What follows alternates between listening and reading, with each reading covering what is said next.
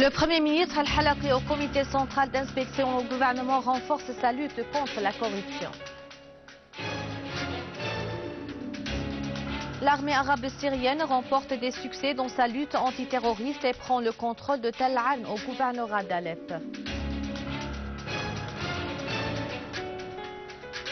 Dans un quartier de Damas, les forces de sécurité découvrent une cache renfermant une grande quantité d'armes et de munitions ainsi que la matière explosive C4.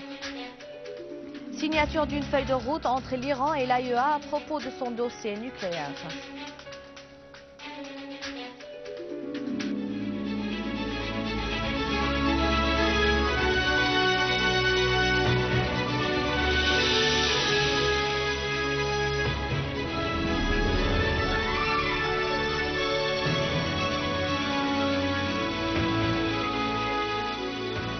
Les détails du journal Bonsoir. M. Wael Halaqi, président du Conseil des ministres, a affirmé que le gouvernement s'attache à l'éradication de la corruption dans la société, les ministères, les établissements et les partis gouvernementales et non gouvernementales, dont les organisations populaires et les syndicats professionnels. Président une réunion spécifique au bâtiment de la Commission centrale du contrôle et de l'inspection, M. Halaqi a souligné la nécessité de faire face à la corruption pour interdire le gaspillage du fonds public dans le but de réaliser l'égalité sociale entre tous les fils de la patrie. Al-Halaqi a fait noter que la Commission est une institution nationale qui supporte beaucoup de fardeaux à l'ombre de la campagne de la lutte contre la corruption. Al-Halaqi a insisté sur l'importance du rôle de la société civile, des médias et des institutions éducatives et religieuses dans l'octroi des aides aux services de contrôle pour faire face à la corruption. De même, la réunion a porté sur l'examen des questions relatives au succès du travail de la Commission dans la lutte contre la corruption en toute transparence. Le Conseil du peuple a condamné dans les termes les plus fermes l'assassinat du membre du Conseil du peuple, Mohjem Ibrahim Assahou, par un gang terroriste alors qu'il était en route vers Damas en provenance de Deir ez-Zor.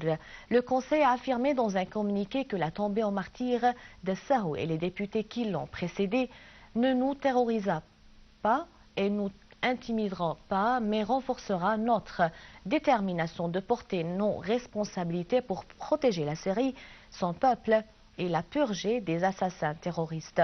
Des terroristes du dit État islamique en Irak et en Syrie affiliés de la nébuleuse Al-Qaïda avaient assassiné le membre du Conseil du peuple sur l'autoroute Deir ez-Zor-Palmyre après quelques jours de son enlèvement.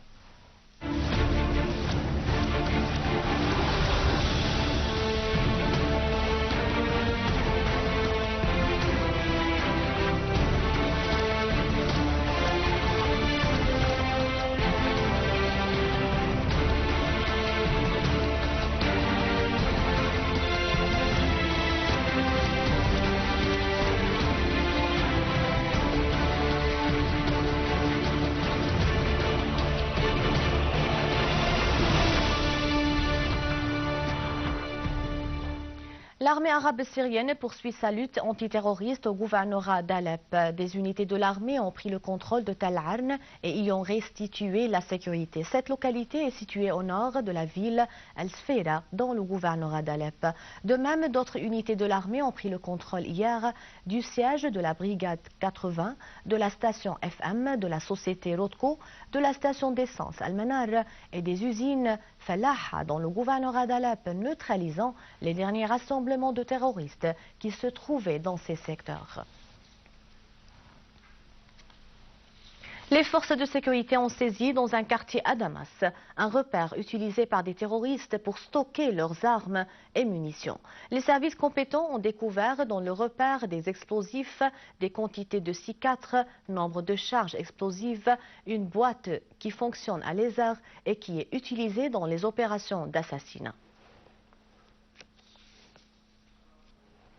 Dans le gouvernorat de Damas, l'armée poursuit le ratissage de la ville El-Sbeini. Au cours de cette opération El-Sbeini, l'armée arabe syrienne a découvert plusieurs caches renfermant des obus de mortier, des grenades, des charges explosives, ainsi qu'une grande quantité de nourriture et de médicaments. De même, dans la région limitrophe de la ville El-Sbeini et proche du quartier El-Hajj, Hajar al-Aswad.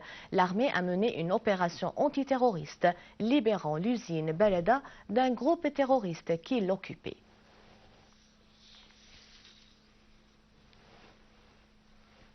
Et des unités de l'armée arabe syrienne et les forces de défense nationale ont pris le contrôle en collaboration avec les habitants de la localité d'Erbel dans la banlieue de Damas, dans les collines du mont Hermon. Et dans la banlieue de Homs,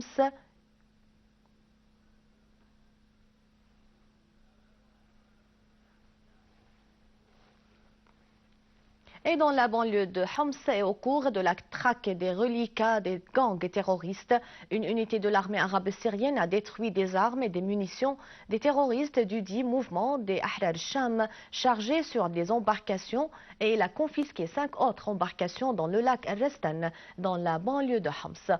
Une source responsable a indiqué que les terroristes tentaient de transporter les armes et munitions pour venir en aide à leurs gangs terroristes à Restan et Al-Houlé.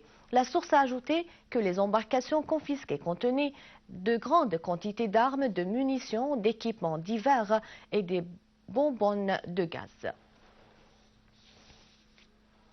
L'équipe d'inspection de l'Organisation d'interdiction des armes chimiques et des Nations Unies chargée de démanteler l'arsenal chimique syrien a poursuivi la 3e étape de sa mission d'inspection des dépôts d'armes chimiques avec une grande collaboration du gouvernement syrien, comme l'indique le rapport de la coordinatrice de la mission. L'équipe d'inspection a indiqué qu'elle a réussi à inspecter 22 des 23 sites et elle a vérifié un des 2 sites qui était inaccessible pour des raisons de sécurité.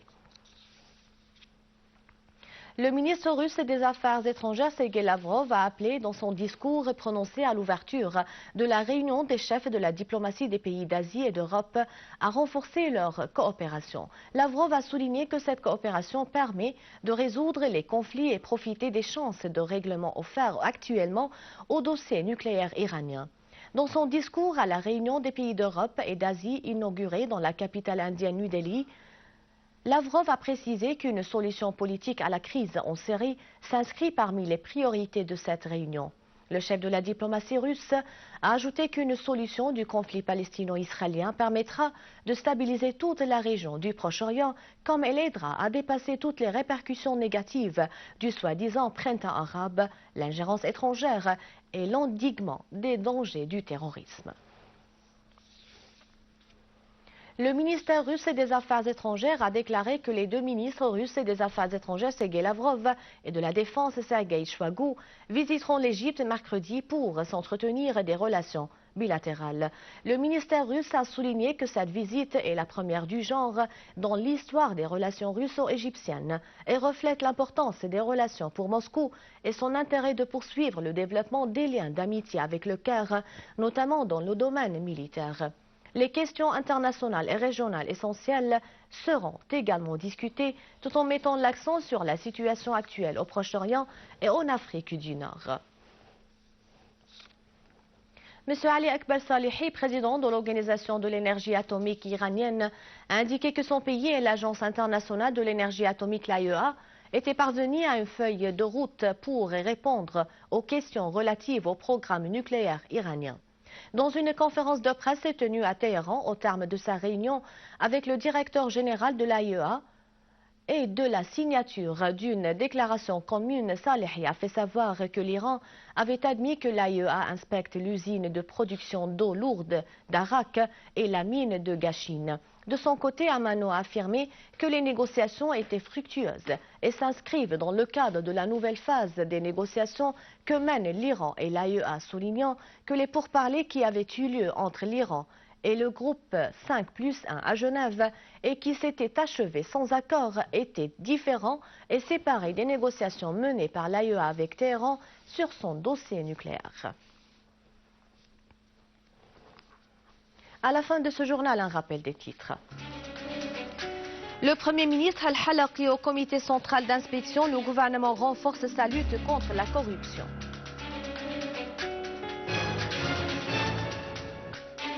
L'armée arabe syrienne remporte des succès dans sa lutte antiterroriste et prend le contrôle de Tel An dans le gouvernorat d'Alep. Dans un quartier de Damas, les forces de sécurité découvrent une cache renfermant une grande quantité d'armes et de munitions ainsi que la matière cifre. Signature d'une feuille de route entre l'Iran et l'AIEA à propos de son dossier nucléaire.